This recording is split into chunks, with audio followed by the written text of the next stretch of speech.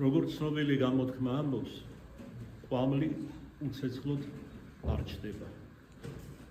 და გამრავლდა რა ქვეყნიერებაზე განსაცდელები, კონფლიქტები, ომებიც კი, ეგრეთ წოდებული სტიქიური უბედურებები, რომელიც სულაც არ არის სტიქიური, სწორედ ამაზე მინდა დღეს საუბარი.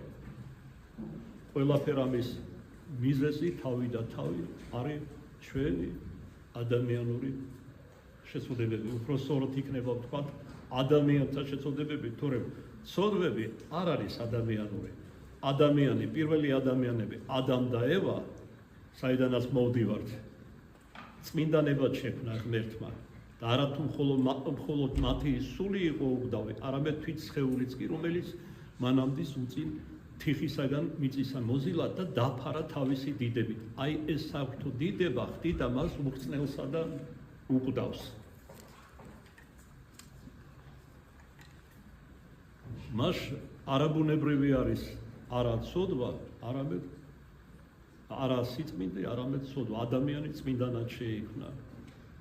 და როგორც უფალი მოგვიწოდეს, წმინდა იყვენით, ვითარცა მე წმინდა ვარ. მაგრამ როგორც ხედავთ, განსაკუთრებულად ბოლო 10 წლეულების, საერთოდ ბოლო წლების გნებავს თვეების მოვლენები სრულიად საწინააღმდეგოს გვიჩვენებს. ადამიანები სულ უფრო და უფრო შორდებიან ღმერთს, რის პირველი და უშუალო შედეგია ზნეობის დაკნინება, ადამიანური სახის დაკარგვა, როგორც თქვენ ერში ამბობთ, და ადამიანში მხეცის გაღვიძება. ეს არ ხდება სპონტანურად, არამედ სრულიად შეგნებულად.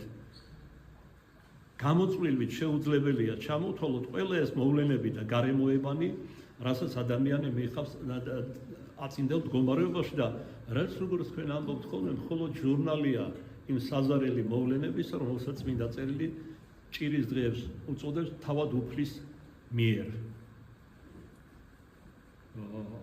აი განსაკუთრებულად ბოლო შემთხვევებში არა მარტო ომები მხედველობაში, არამედ ეგრეთ წოდებული ოლიმპიადა, სადაც აბუჩად იქნა აგდებული ქრისტესა და მისი წმინდა საიდუმლოებანის, არა მარტო ზიარება, კრებსი ყველა საიდუმლო, საზოგადოდ ქრისტე და მისი ეკლესია.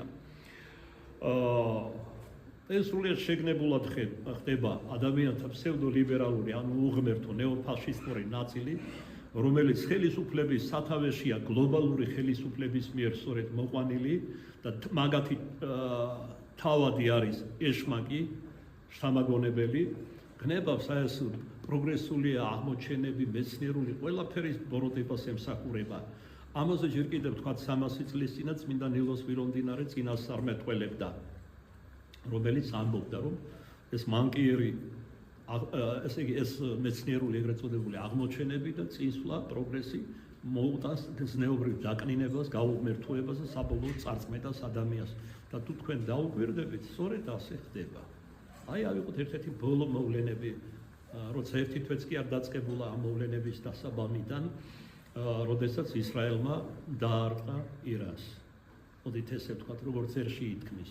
და დაარტყა არა უბრალოდ როგორც ქვეყანას, არამედ თერმოგეფრულ რეაქტორებს, საიდანაც ინფორმაციამ გაჟონა, უკვე რომ გაჟონა რადიაციამ. ჩვენ ჩერნობილის მიხედვით ერთგვარი გამოცდილება მივიღეთ და რა შეიძლება მოუტანოს ადამიანს და არა მარტო ადამიანს, საზოგადოდ ბუნებას, ფრინველ ცხოველს და ასე შემდეგ, როგორი მუტაციები ხდება ადამიანშიც და ცხოველშიც და ფრინველშიც.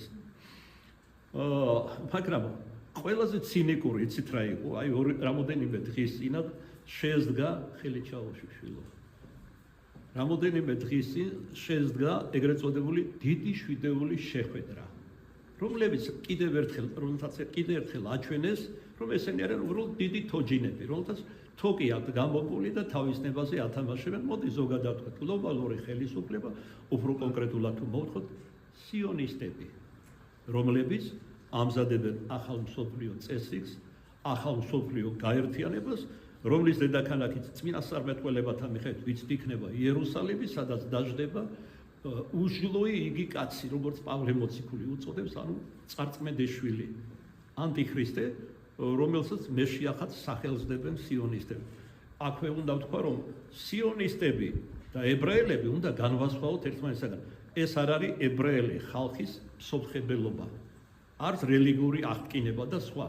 არის გარკვეული ძალები, ეგრეთ წოდებული ელიტა ბრჭყალებში, რომლებიც ყოველივე ამას საუკუნეებია გეგმავენ, მათი საუკუნოვანი კი არა, მრავალათეულ საუკუნოვანი ნატურაა, დანატურა, ოცნება, რომ გაბატონდნენ მთელ მსოფლიოზე და დატოვონ მხოლოდ იმდენი ადამიანი, რამდენიც მათ ხელის ბიჭება სჭირდებათ დღევანდელი გამოთქმა რომ ვიხმართ. ამაზე არაერთხელ ვკითხავთ, თავს აღარ შეგაცნობ. მოკლედ, რა იყო ყველაზე ცინიკური ამ შვიდეულის შეხვედრაში და დასკვნაში?